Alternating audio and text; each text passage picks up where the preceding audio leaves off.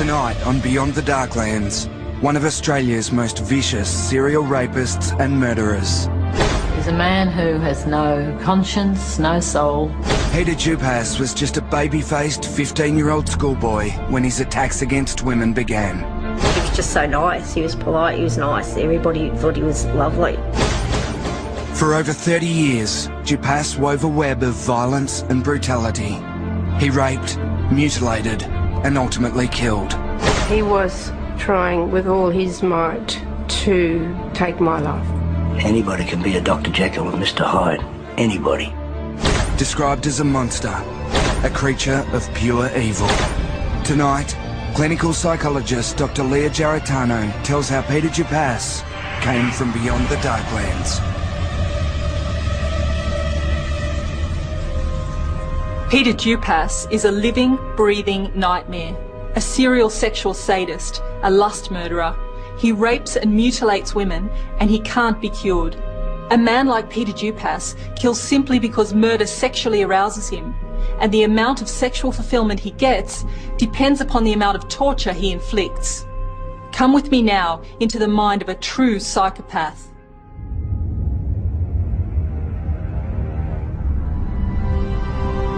Peter Norris Dupas's story begins in the middle-class suburbs of post-war Australia. The third child of older parents, he was born in Sydney on July the 3rd, 1953. When still a baby, Peter's family moved to Victoria. It was a great family unit. They appeared to be certainly the mother and the father, for that matter. He was a hard-working man, and the mother was a very loving person. Dupas's strict father, Norris, demanded perfection from his son, while his mother, Merle, was overprotective, almost smothering towards her youngest. Peter was the pride of his mother. His mother just sort of had him up on a pedestal the whole time. She just thought Pete was just wonderful, you know. He had a great deal of respect for his mother, and she likewise looked at Peter as her shining light. From an early age, the one constant in Peter's life was his elderly parents. With mostly them for company, Dupas soon learned how to curry favour with adults. Peter was always around. He used to walk me home at night and see me inside, make sure that I got inside all right at night. By the early 1960s, the family had finally settled in Bradstreet Road, Mount Waverley, a quiet, leafy middle-class suburb to the east of Melbourne. It was a fantastic area to grow up. There were lots of young families, lots of children around, lots of sporting activities. The school was only 5 minutes away. There were lots of parks and fields, and it was a great place to grow up. By the time Peter was 12, his older siblings, Robert and Faye, had moved out of home, and Peter enrolled at Mount Waverley High School.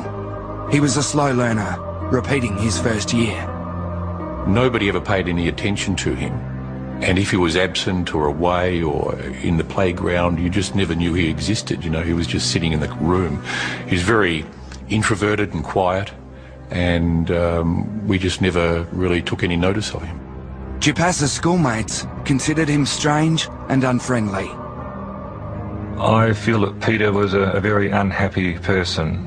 That's what I remember of Peter Dupas, a very unhappy person. He was short, fat, and very plain, but he was very weak.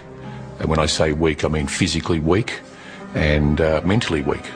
He was called Pugsley because he was overweight, he was slow, and he looked like the little kid on the Addams Family. And he mustn't have liked that very much, but one day in particular, I remember he was teased, and someone had called him Pugsley, and at this particular time maybe he just had a gutful of it, and he must have got angry. I just remember his face just changing, and to me it just turned evil. Peter didn't bond with his people of his own age, so he had no peer group situation, and he was sort of isolated. My son did say that he had funny eyes, something about his eyes that were a bit sort of scary, you know. He did have very dark eyes. Most people you can say, well, That's the pupil, and that's the colour of the eyes surrounding the pupil, but you can't see it. It's very difficult to detect in Peter's eyes. My son said, I don't know with Peter, but, he just felt uncomfortable around Peter at that time. There's increasing evidence that biology can play a role in the creation of psychopaths. And there's a theory that sexual sadists are born with their neural pathways wired all wrong, so that when they become sexually aroused, their brains tell them to seek, to devour, to attack their prey. Within a few short years of the Dupas family moving into Mount Waverley, strange rumours began to surface of underwear disappearing from clotheslines and menacing eyes peering at women. The neighbourhood chat was the fact that there was a peeping Tom in our particular area, and we were all very vigilant and concerned. Peter Dupas was 15 years old and showing the first signs of a confused and disturbing sexual profile. One November day in 1968, still dressed in his school uniform, he paid a visit to the young mother next door. She was home alone with her 5-week-old baby. I went to the door and Peter was there, and he said, with a bit of an urgency in his voice, he said, can you lend me a knife? Because I need to peel some potatoes. And well, dumb me, I didn't think twice about it. I went to the drawer and gave him one of those little sharp knives. And he took it, and within seconds, he came towards me. From then it was on. I mean, I ended up lying on the floor with him on top of me, and I was cut. My hands were cut because I was fighting to keep the knife away from me. Couldn't run away because my baby was there. I was grasping at straws saying, look, you need help. You need someone to help you. We'll help you. You'll be all right. And then he was mumbling, actually, and he says, I've got to finish it. I've got to finish it. That's what he was saying when I was trying to get control of him. The frenzied attack was over as quickly as it had begun. I survived, which was a miracle, because he was trying. He was trying with all his might to take my life. Simple as that. It is a shock to hear that Peter Dupas carried out such a violent attack on his neighbour when he was only 15. But you see, he would have been having violent fantasies from as young as 5 or 6. He would have been planning his first rape as early as 10 or 12. Dupas is weak, so he's targeted a young woman with a baby, knowing she can't escape. But he's also fixated on mothers. He feels both disgust and intense sexual arousal for mothers, and for women of any age. No one felt safe anymore in the leafy streets of Mount Waverley. And now that Dupas was aware of how powerful he felt with the knife in his hand, no one was safe. Peter Dupas's shocking criminal career began as a 15-year-old schoolboy, when in 1968 he violently attacked his next-door neighbour with her own kitchen knife. Dupas received 18 months probation for the attack and was also sent to the Larundel Psychiatric Hospital for observation. When he was in Larundel, the reports of him there were he was a model child. So caring and friendly and lovely and helpful and everything, just perfect. But I've heard that he was very good at being like that. He was released after just 2 weeks, with a psychiatrist noting Peter appeared to have been overprotected by his mother. I spoke to Merle on the phone and she said, his mother, and she said, oh, Carol, she said it was just a brainstorm that Pete had. It was just a brainstorm, she said. And I thought, well, that's very strange, you know.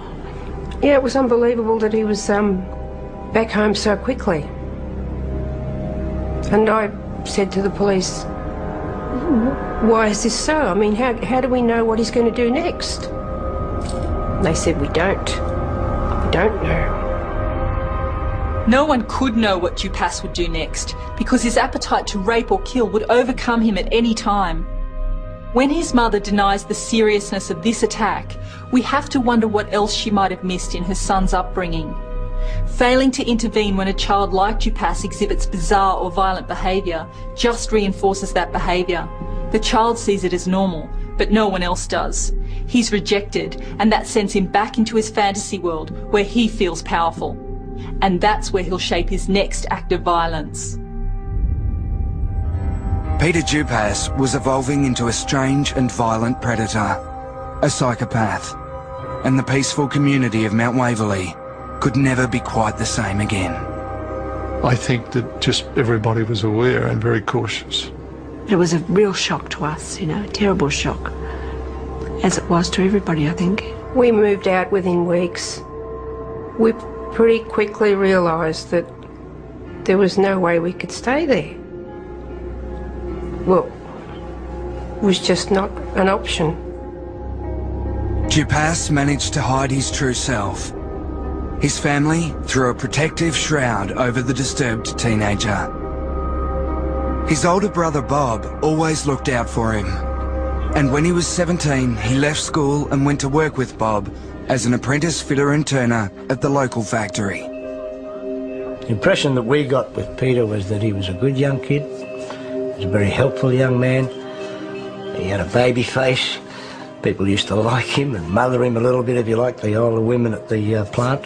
He was about 5'7". He was had droopy shoulders. He had blonde hair. He had a smile. He seemed happy enough. Dupas worked hard to maintain this facade of normality, but cracks would soon begin to appear. Peter had a girlfriend at the time, but I didn't know her. I even believe he may have even been engaged to her at one stage. I think her name was Heather, and she was a nurse.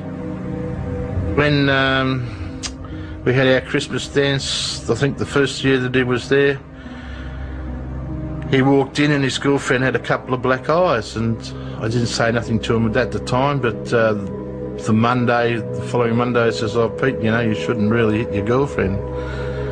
And that's when he turned around and belted me in the stomach. And I wasn't hurt, but I was quite surprised that he had the gumption to have a go at me. Peter was living a double life and certainly fooling a lot of people. You can't pick a psychopath by their appearance. They're successful in fooling people into thinking they're harmless because they usually look like everybody else. And psychopaths are experts at lying. For them, no one else matters, so they feel no anxiety when they're conning and manipulating you. They'll seem very convincing, and they quickly learn from you about your weaknesses. That's their whole focus upon meeting you. So they can easily lead double lives. Dupas took refuge behind those he knew would protect him. Within this safe work environment, he began to meticulously plan a series of sexual attacks just 2 suburbs from his home. I see him at his car, and I happened to walk up one day and I saw a Stanley knife, some tape and some cord sets in the back of his car, and I thought, why the hell would you want them sort of implements? Dupas knew exactly what he wanted the implements for. Again, he targeted a young mother home alone with her baby.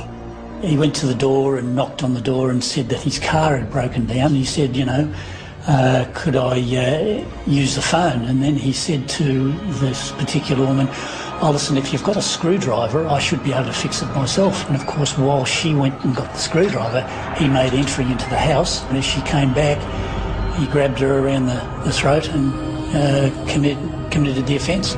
Within days, Dupas tried to rape 2 other local women without success. He knocked on the door saying his car had broken down, using exactly the same scenario.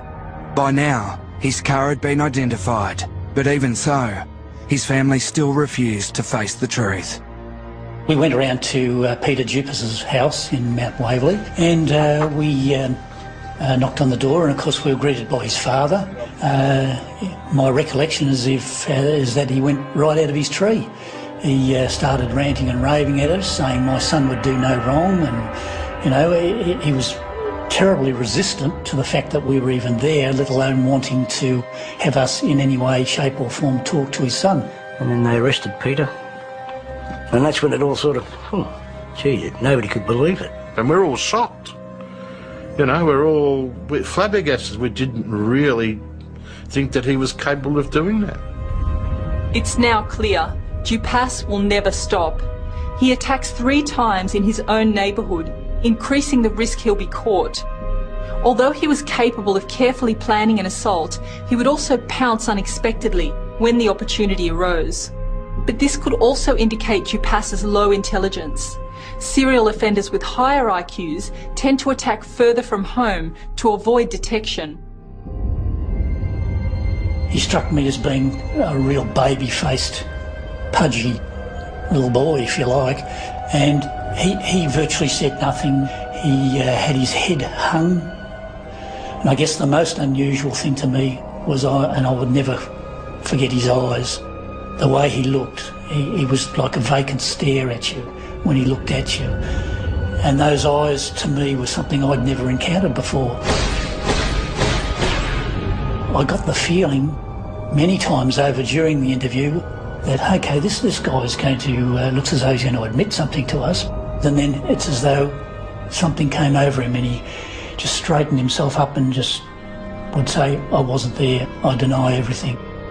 In September 1974, 21-year-old Peter Dupas was convicted of rape and sentenced to 9 years. It was his first time behind bars. Dupas was beginning to discover his true self as his crimes were escalating. His polite manner had most people fooled, but there was one detective who could see the true monster within. The cold, calculating way he went about it, the way he was in his demeanour during the interview, the way he went through the whole trial process and how he conducted himself, I thought to myself, this is a person capable of killing. And I wrote that at the time. Unfortunately, he was right. Dupas was well on his way to becoming the killer he always wanted to be. In late 1973, a 20-year-old Peter Dupas attempted a series of sex attacks on young Melbourne mothers. He was jailed for the first time, receiving 9 years for the rape of one of the women. Jail was a place where Dupas's demons could hide. To me, he looked like a person with significant psychological and psychiatric problems that may well have been too deeply set. In 1979, Dupas left jail after serving the minimum term of 5 years. I would have suspected that he would have been a model prisoner. I mean, he was a quiet person. He wasn't outgoing. He wasn't a person who'd rock the boat. He wasn't a person who'd cause trouble. And that he would have been released probably in the minimum period that he was required to be held. 26-year-old Dupas returned to live with his parents, who had begun a new life in Frankston on Victoria's Mornington Peninsula. After 5 years of being a passive, compliant prisoner, Dupas had an enormous amount of bottled-up frustration which he was ready to unleash. Within 2 months of his release, Dupas embarked on a 10-day reign of terror. He attacked 4 women. The first he raped in a public toilet block at Frankston. The other 3 escaped, but one, an elderly woman, was stabbed in the chest as she was trying to fight Dupas off. Whatever may have happened in his past life, right from childhood, somehow he, I think, felt inadequate, made him feel inadequate. Rape is not about sex primarily, it's about power, humiliation, control, which at least momentarily probably made him feel powerful and in control and gave him some kind of a temporary thrill. Although Dupas rapes compulsively, this doesn't mean he can't stop. He just doesn't want to. He's not insane. He knows what he's doing. Although these rapes are impulsive, there's still an element of planning, of trying to avoid detection. Police didn't have to look far to find the sexual predator responsible for the recent assaults. By mid-1980, the 26-year-old was back behind bars, serving a 6-year sentence. Sex offenders, I think, are just about non-rehabilitable. It's the most difficult thing to get a person to rehabilitate in this. They often have no insight, no acceptance of responsibility for it. He obviously wanted to continue committing crimes, and I guess at the end it seemed like the natural progression of that hatred was to commit the ultimate crime. It was February 1985. 31-year-old Dupas had served 5 years and was 2 weeks away from being officially released. He was out of prison on a week of pre-release leave when a woman was found beaten to death. The body of Helen McMahon was discovered in sand dunes 500 metres from the Dundas Street car park. A post-mortem this morning revealed that she died as a result of massive head injuries. The woman was last seen alive here at the Rye Shopping Centre at about 12 o'clock yesterday. However, her movements after then and before the discovery of her body are still a mystery, and police are appealing to the public for assistance. It was a number of years before investigators discovered Dupas was on pre-release leave and living in the Rye area at the time of the murder. Although never charged, police believed Dupas to be the killer. I'm quite sure that his name would have crossed the lips of a number of homicide detectives in dealing with unsolved murders against women.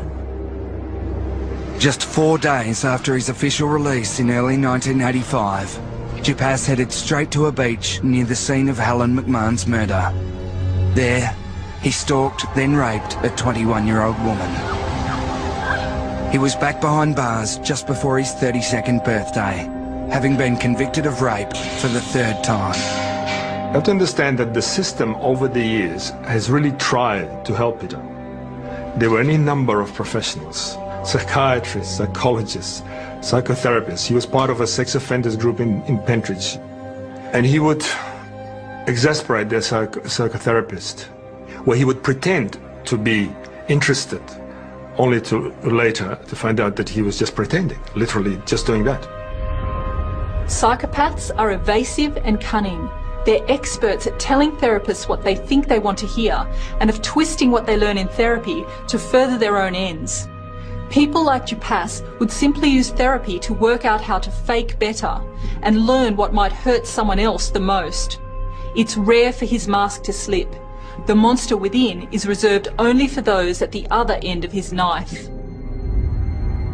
Jail contained and repressed the monster within, and there seemed only one way out for Dupas's extreme frustration. In Pentridge's psychiatric G division, he attempted suicide twice. But soon, the possibility of escape presented itself. Her name was Claire. Peter was working in the laundry part of Pentridge at that time, G division, and he let himself go really badly. And I had to talk to him and asked him why he was reacting, he was acting like this, and it was very obvious from our conversation that he was deeply depressed. Claire was a psychiatric nurse and 16 years older than Dupas. She thought she could turn his life around. He would talk to me about everyday things, or how he was feeling, physically, or if he'd been having bad dreams or nightmares or whatever. Claire took Dupas under her wing, and sensing a golden opportunity, he made an extraordinary proposal to her. Was Peter Dupas finally putting an end to his evil ways? Or was he just drawing Claire into his manipulative games? In 1985, 32-year-old Peter Dupas was serving 12 years for his 3rd rape conviction. In Pentridge Jail, he met Claire, a kindly nurse 16 years his senior. Sensing an opportunity, he formed an attachment to her, eventually proposing marriage. He always worried that, he was going to be 40 and there was be no one waiting for him at the gate. Claire accepted Dupas's proposal. And in August 1987, when Dupas was 34, the pair married in Castlemaine prison. I felt I had an obligation to see him through, at least through his time in prison, and then always hoping that when he was released, that we'd see the other side of him, that he would become more masculine and take more responsibility. But that didn't happen. It would be almost 5 years before they would live together as husband and wife. The couple eventually set up house on his release in March 1992, in the quiet Macedon Ranges north of Melbourne. Although consummated, this was never going to be a normal marriage. Dupas was 39 years old and about to live with a woman for the first time since leaving his mother's side. It was a mother-son relationship. There was really no intimacy, and in some ways this is something I'm very thankful for, that I didn't have to put up with, being molested in bed or whatever. He was very possessive of me, yes. He didn't like, say if any of my family did come, he had to be right there, like listening to every word, and not that we wouldn't be talking about him, but, he had to be the number one.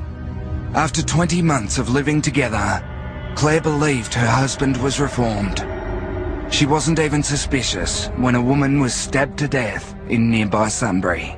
A neighbouring shopkeeper found Renita Brunton's body in the rear of her recycle fashion shop around 5 o'clock yesterday afternoon. The murder has unsettled the small community. I would plead to the person perhaps who has done this to think about what they've done. And you need help. Years later, a task force would be established to investigate links between Dupas and unsolved murders, particularly those involving women who had been stabbed. Police now believe Renita Brunton was Dupas's second murder victim. It was Christmas 1993, 2 months after Renita's murder. Claire had to work overnight at the local nursing home. Dupas became inconsolable. He panicked, insisting he join her. He was just sort of standing between me and the door, and I said, look, will you just please get out, just get out from under my feet. I said, just go and do something, anything, but get out from under my feet, you're driving me crazy. And we came home that night, and then he went down to the shed, and he had prepared everything in the shed to say he was going fishing, and he showed me where these things, and he told me he was going to Trentham. Dupas packed the car with everything he needed to commit a murder. Knives, a balaclava, a plastic sheet, and a shovel. The next morning he left home, his pockets stuffed with handcuffs, masking tape and condoms. But instead of going fishing at Trentham, he headed to nearby Lake Eppalock. So he had made up his mind the night before that what he was going to do. Dupas entered the toilet block of the local caravan park. He forced his way into a cubicle and held a young woman captive. She managed to fight him off, and Dupas fled the scene with the woman's friends in pursuit. His car lost control and he was arrested. I just can't tell you how bad I felt. It was just the worst feeling. I just couldn't stop crying. I cried for 2 days. I couldn't get myself together at all. Claire filed for divorce. She never saw her husband again. How do men like Dupas manage to find a partner when they've already been convicted of such terrible crimes? Well, Dupas learned early that presenting as a helpless, naive boy would attract certain people to him, namely women who want to mother him. These women become tangled in a rescue fantasy, believing that they could be the one person to fix him. If they gave him enough love and guidance, he'd be cured.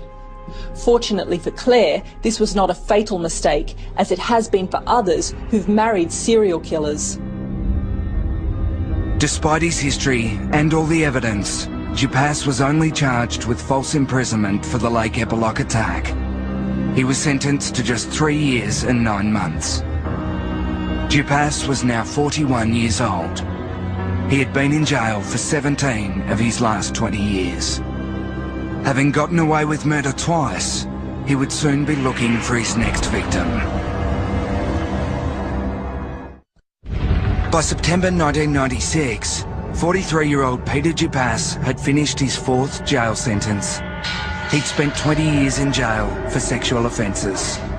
Each time he'd been released from prison, Dupass had moved to a different area of Melbourne where no one knew of his past. Then the attacks against women would begin again. Dupass created a web of terror, and still he got away with it. Look, it embarrassed his family no end.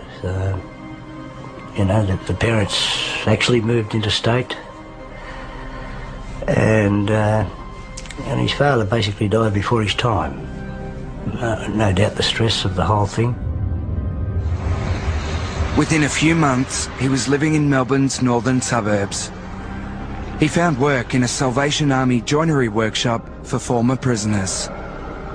I first met Peter in about 1996, I think it was. My husband at the time was working where Peter had been released from jail, and they were working together, and Peter and my husband struck up a friendship, and yeah. It was the first time I thought he had truly perhaps made an attempt at changing his life. He was more sure of himself, and then there was a reduction in anxiety. So that made me think that perhaps, you know, there's a process of maturation has taken place, and let's give him a chance. Oh yeah, he had everyone fooled. It was just, he was just so nice. He was polite, he was nice. Everybody thought he was lovely. Dupass successfully hid the truth about his violent past from his new circle of friends. He even found another girlfriend who typically took on the mother role in his life. She was very domineering and demanding, and he did whatever she said. Dupass's live-in girlfriend left for a long overseas holiday in September 1997. He became unhinged and obsessively called a succession of escort agencies, massage parlours and phone sex services. Then he prepared himself for a frenzy of violent crime, worse than anything that had come before. Prostitute Margaret Marr was found dumped off the Hume Highway at Somerton in October 1997, just hours after she was seen in a Broadmeadows supermarket. Dupass's victim worked as a prostitute just 1 street away from Dupass's house. The 40-year-old was under a cardboard sheet, her clothing partially removed. The body had been mutilated, the left breast had been completely severed. The mutilations would become a vital clue to solving this murder.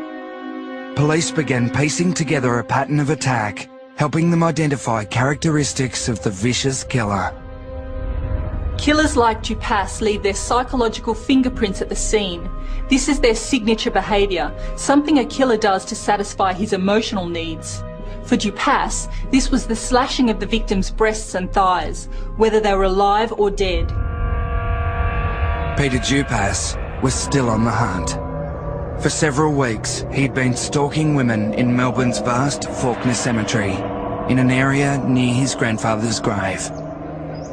Then, on the afternoon of All Saints' Day, November 1st, he went into the cemetery with murder on his mind. 25-year-old bank officer Mersina Halvargas was reported missing at 2 this morning when she didn't come home from the cemetery. Police made the grim discovery soon after. The victim's body was found face up between the headstones, only metres from her grandmother's grave. Mersina Halvargas had been paying her respects at her grandmother's grave when Dupass attacked and stabbed her violently in the chest. The horror of Mersina's murder shook Melbourne, and women feared for their lives. No one could imagine anything worse. But Dupass's next move would be beyond comprehension. Detectives door-knocking the quiet neighbourhood in a bid to solve the puzzle behind the brutal murder of the nursing home's leading light, Kathleen Downs. The 95-year-old's body was found in the room she'd lived in for 8 years. Police traced phone calls from Dupas to the nursing home where the bubbly grandmother, Kathleen Downs, lived. The callous murder of Mrs. Downs remains unsolved, but police believe Dupas is responsible. The sickening pattern of Dupas's crimes was slowly emerging, but sadly, it would take the life of another young woman to finally bring the killer undone. The city of Melbourne was gripped by terror with reports of stalking, rape, and ultimately 3 horrific yet unsolved murders. Women feared for their safety. Over a period of 3 months beginning in October 1997, Peter Dupas is believed to have murdered 3 women in the city of Melbourne. The 40-year-old was under a cardboard sheet, her clothing partially removed. The body had Sina Halvargas was killed at Faulkner Cemetery in November 1997. The 25-year-old... Mrs. Downs was lying in a pool of blood next to the bed in her single room at the front of the Brunswick Special Accommodation Home. No one knew where the killer would strike next. It's very scared. Very, very, very scared. Dupas targeted psychotherapist Nikki Patterson through a professional ad placed in the local newspaper.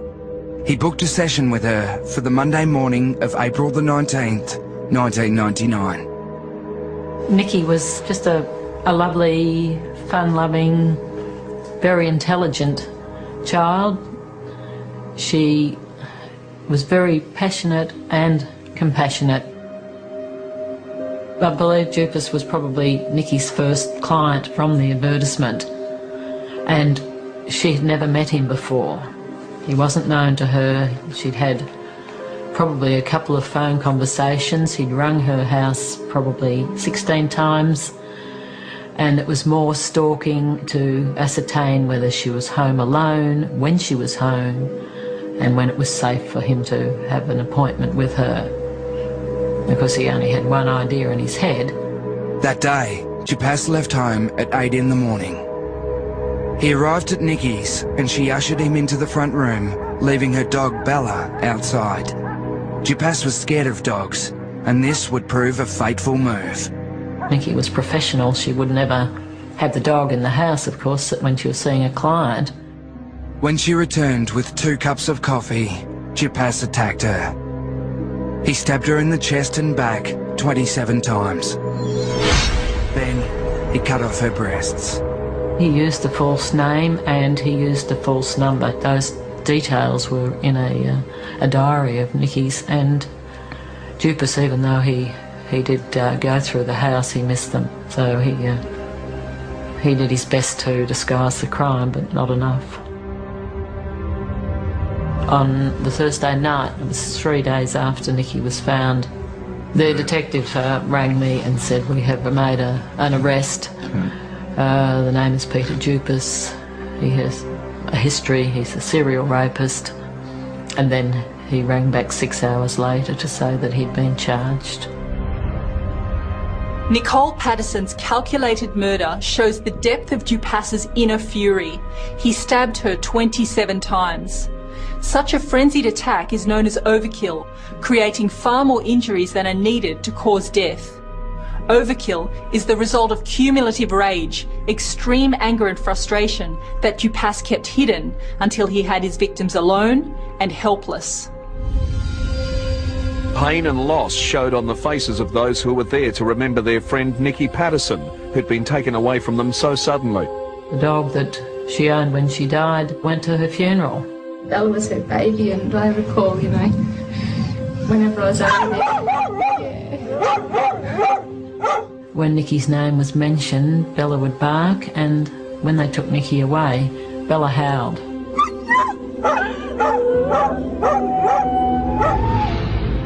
On August 15th, 2000, Peter Dupas was sentenced to life imprisonment for Nicole Patterson's murder. Incredibly, he would appeal his sentence several times. When you saw Dupas at the trial, I don't believe I would have looked twice at him in the street. I looked at this person the first time and I thought, no, you couldn't have done it. You could never look Dupas in the eye. He would come out from the door into the courtroom and he would never make eye contact with anyone. Keeping a close eye on Nicole Patterson's trial was the family of Messina Helvargas.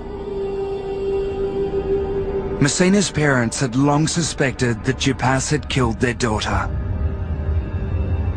In 2001, Victorian police set up Task Force Mikado to investigate Dupas over several unsolved murders. In October 2002, he was charged with the murder of prostitute Margaret Marr. Experts found only one other case involving a similar mutilation. The jury heard the victim was psychotherapist Nicole Patterson, who was stabbed to death in her Northcote home. The person who mutilated her is the same person who mutilated Margaret Marr, that is Peter Dupas, the prosecution claims. Dupas has pleaded not guilty.